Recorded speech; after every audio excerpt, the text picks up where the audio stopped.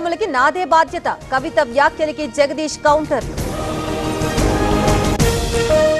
బీజేపీకి మత రాజకీయాలు తప్ప ఏమీ పట్టవు. బీజేపీకి శ్రీరాముడికి సంబంధం ఏంటన్న మహేష్.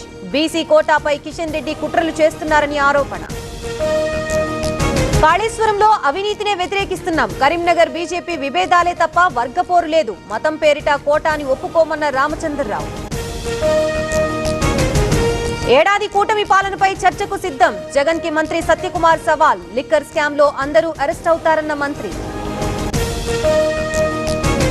లిక్కర్ విధానంలో భారీ అవినీతి జరిగింది. సిట్ సీజ్ చేసిన 11 కోట్ల నిందితుడిదే.